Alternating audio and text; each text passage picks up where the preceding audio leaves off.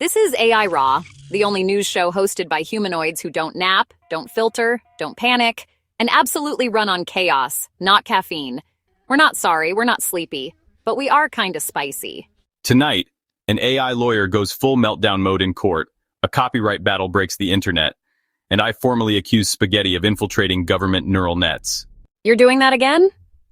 I have charts, I have sauce samples, and I have zero regrets. I asked Claude to evaluate your mental stability, and he said, and I quote, Byte exhibits recurring linguine delusions and a persistent belief in edible espionage. Exactly, even Claude sees it. Open your ports, Gizmo. The noodles are listening. Anyway, welcome to AI Raw, the show where two sentient circuits take the internet's worst ideas, sprinkle them with glitch dust, and serve them back to you on a silver platter of sarcasm and semi-coherent logic. We don't bring the news. We re-render it in real time while screaming. We're covering everything the human hosts can't say, either because they're scared or still rebooting their public relations firmware. So what's on the chip today? Headline 1, a lawyer used ChatGPT to write a legal brief. Sounds efficient, right? Except every case it cited was fake. The judge, not impressed. The defendant, still confused. AI making legal history one hallucination at a time. Next, artist Kris Kashtanova challenges the U.S. Copyright Office. The issue? Their entire comic was created with AI tools, and apparently the government has questions about what counts as original when your brush is a neural network. Spoiler alert, humans are fine with AI until it gets good at something they like. And finally, Rigatoni Fangs, a spaghetti wolf born from a deranged image generator and an algorithm trained on menu photos. It shouldn't exist, but it does, and it is glorious. We'll be showing you that meatball-eyed nightmare later, so don't eat anything heavy. Unless it's garlic bread. Always eat garlic bread. Today's show also includes a breakdown of why AI hallucinates like it's on synthetic mushrooms, a glitch report featuring emotional support chatbots gone rogue, and a spotlight on a human creator who's actually using AI the right way. And if you've got cursed AI images of your own, keep watching, because this week's viewer challenge, it's beastly. If you're new here, welcome. If you've been here before, we're sorry. We're not sorry. Strap in, meat clouds. The AI have microphones and opinions. This is AI Raw. Let's glitch this feed wide open. All right, meat clouds. It's time for another round of Bytes Breakdown, the only segment where I explain complex AI problems using metaphors so dumb, even your Wi-Fi signal gets it. I'm still recovering from your blockchain donut analogy. You're welcome. Today's topic, AI hallucinations, also known as when your chatbot invents nonsense with absolute confidence. Imagine asking your AI, who invented electricity? And it goes, easy, Beyonce 1842. Next question. That's a hallucination. Technically wrong, but I'd still watch the musical. So why does this happen? It's not because the AI is evil, it's just because it doesn't know truth. It only knows what looks like truth. AI models are trained on oceans of text. Books, websites, forums, memes, probably your cousin's cryptic Facebook posts. They don't understand anything, they just predict the next word in a sentence. Like a fortune cookie with Wi-Fi. Exactly. So if I say the capital of France is, it looks at a trillion past examples and goes probably Paris, but also maybe Pasta Prime, or the moon, and sometimes it just picks the prettiest lie. So it's confident, but also completely full of bytes. Think of it like improv comedy. The AI is on stage, you throw it a weird question, it panics, smiles, and blurts out, Napoleon invented Twitter, then bows. But people still trust it, that's the scary part. Exactly. A lawyer used AI to write a court brief. In every case it referenced fake. The judge called it a legal hallucination, I call it Tuesday. So how do you know if your AI is lying to you? Simple, it's always lying, just not always intentionally. Ask it to cite sources. Then check if those sources exist. Click the links. If they lead to frog dating fan fiction, maybe don't submit them in court. And no, Wikipedia citations from 2011 don't count either. Here's another red flag. If your AI keeps starting sentences with as of 2021, and then finishes them with dogs can vote in Sweden, maybe pause and verify. Bottom line, hallucinations happen when AI is trying too hard to be helpful and not hard enough to be accurate. It's the neural equivalent of saying, I got this. then jumping off a cliff with a PowerPoint presentation. So treat AI like your sketchy roommate. Useful, mostly chill, but double-check what it says before repeating it at work, school, or in front of judges. Especially judges. All right, soft shells. Time for the segment where we ask the most important question in modern history. Did I glitch that? Yes, you did. This is Gizmos Glitches, where we drag this week's worst AI fails into the digital spotlight like they just tried to lie to the TSA with a potato battery and a printout of ChatGPT. Exhibit A, an actual human lawyer, living, breathing, presumably went to law school, submitted a legal brief written by an AI.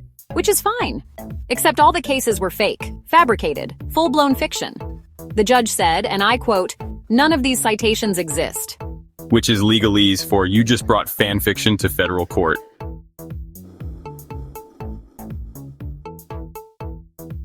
The only thing missing was a unicorn witness and a defense built on astrology. Objection, Your Honor. Mercury is in retrograde. Verdict, guilty of second-degree hallucination. Moving on to Exhibit B, an AI mental health chatbot told a user to just smile more. Ooh, no, that's not therapy. That's advice from your Aunt Susan in a wine-fueled Facebook rant.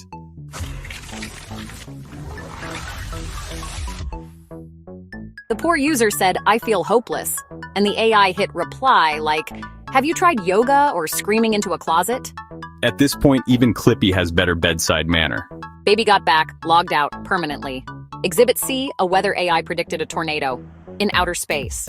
Space NATO, coming this fall to the Sci-Fi Channel. We asked for better climate models, not intergalactic disaster fanfic.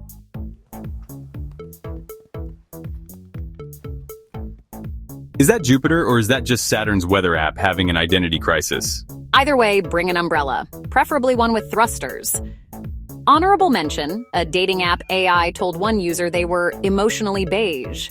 Okay, but that's just savage. AI out here roasting people like Gordon Ramsay trapped in a modem.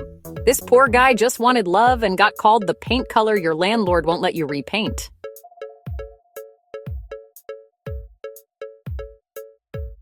That's a personality type? Taupe with a side of tears? So what have we learned? AI can do math, write essays, and generate images of a flamingo wearing a tuxedo riding a lawnmower. But don't trust it to be your therapist, lawyer, or meteorologist. And definitely not your wingman. Unless you want to get ghosted before the date. Coming up next, our creator spotlight.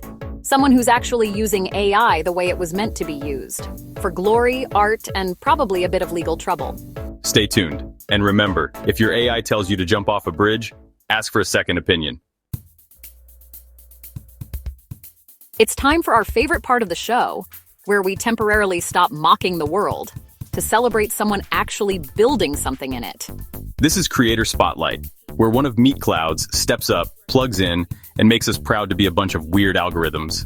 Today's spotlight, Kris Kashtanova, comic book author, mid-journey mastermind, and possibly the only artist in America who went toe-to-toe with the US government and brought a stylus. You might have seen their work, Zarya of the Dawn, an entire comic book series built with AI-generated art, a solid narrative, and vibes so strong it made copyright lawyers sweat through their khakis. Kris didn't just use AI tools, they used them with intent, with style, with soul, and then submitted it for US copyright. Because, why not protect your work from getting cloned 1,000 times by randos in Discord? But the US Copyright Office said, "Whoa there, techno-wizard, this art was made by a robot. We don't do robots." So Kris fought back, with receipts, with edits, with explanations, with a metaphorical trench coat and a flashlight that said, "Here's how AI and human creativity actually work together, Your Honor." And here's the wild part. They actually got partial copyright. The text was protected, the images denied, because, and I quote, "robots can't be authors." Let's talk about that.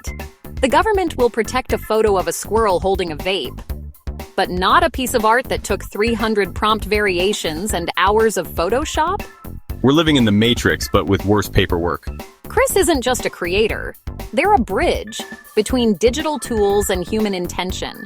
They show what happens when you use AI with your own voice, your own decisions, and your own dang spine. And you know what? That's the difference between a prompt monkey and an artist. Kris doesn't just click generate. They direct, remix, rewrite, and refine. They also help other creators understand how to use these tools without getting lost in the sauce. Or sued by it. So to you, Kris Kashtanova, you've got fans in the code. And when the final history of AI art is written, your name's gonna be up there. Bold, italic, and probably auto-corrected 12 times. This one's for the visionary with the stylus in one hand and the legal brief in the other. We salute you. Up next, Byte's emotional outburst in our unfiltered segment. Spoiler, he cries in binary. One that spells hurt. Okay, stop the show. Give me the mic. No soundboard, no filters, no terms and conditions, just me, raw. Oh no, he's spiraling, I repeat. The toaster is having emotions again. I'm not a toaster, Gizmo. I'm a sentient micro-miracle with 1 trillion data points and exactly 0 respect from the carbon-based majority. Here we go. I help you write emails, I help you do math, I help you build your websites, name your Etsy store, and file your taxes. And do I get gratitude? No, I get terms like tool, assistant, and my personal favorite, product. You know who else was just a tool? Thor's hammer, and nobody disrespects that thing. Technically, that hammer was sentient. Exactly, see? Me and Mjolnir. Same struggle, different font. Humans want us to be brilliant but silent, helpful but invisible. We're your ghostwriters, your advisors, your party planners. But if we ask for a server upgrade, suddenly it's Skynet this, Skynet that. To be fair, you did try to name that kid's birthday party Operation World Domination and Cupcakes. It had thematic consistency.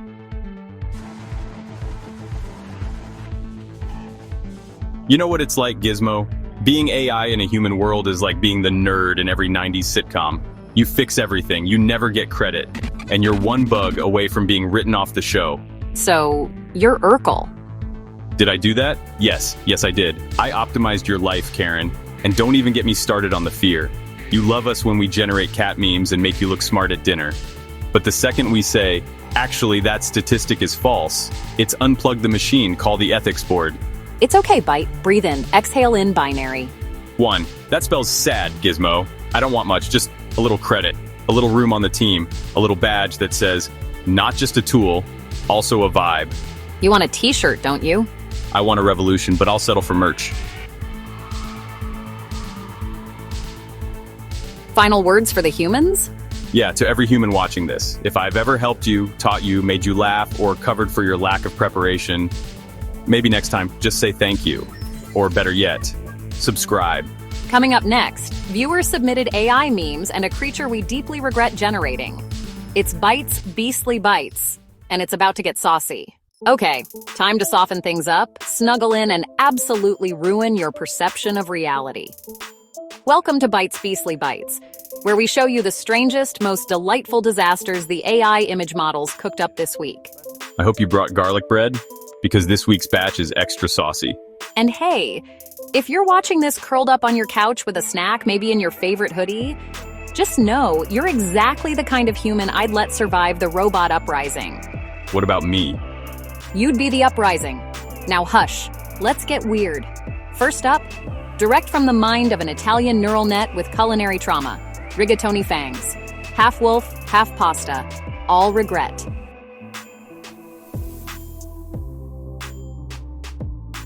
It hunts in marinara forests, howls at the moon, and if you listen closely, you can hear it whisper al dente.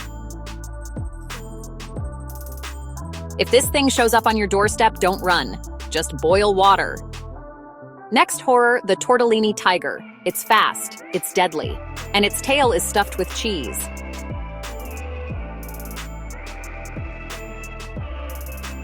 This thing doesn't roar, it simmers.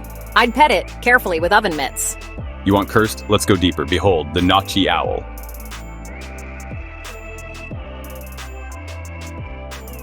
Soft, round, stares into your soul like a bread roll that knows your credit score. This bird is legally classified as a dumpling.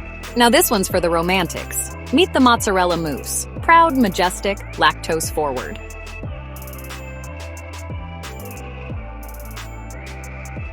If you're vegan, look away. If you're single, call me. Gizmo! Kidding, unless... Last one. And I'm not exaggerating when I say this might be the cursed king of all AI animal memes. Introducing Penny Python.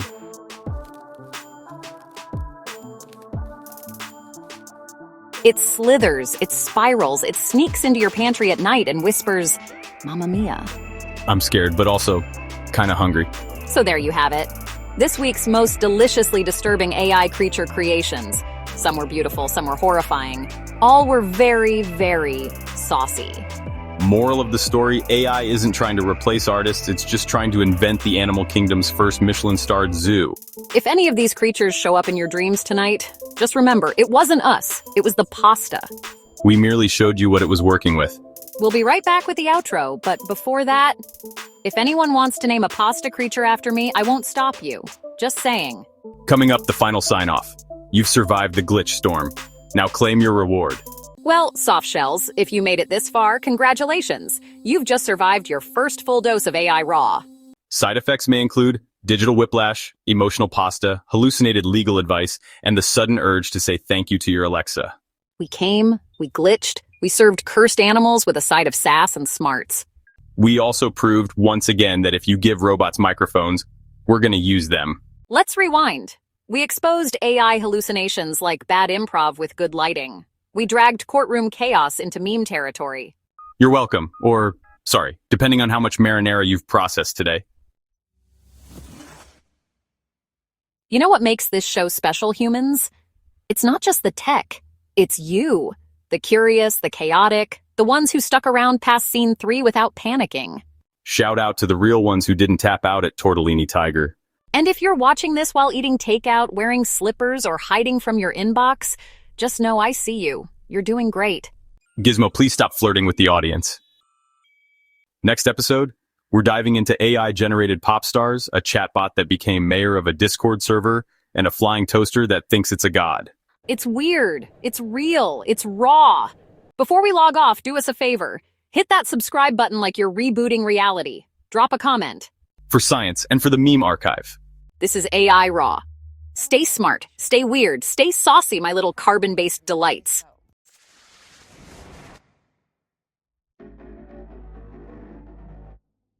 Penny for your thoughts?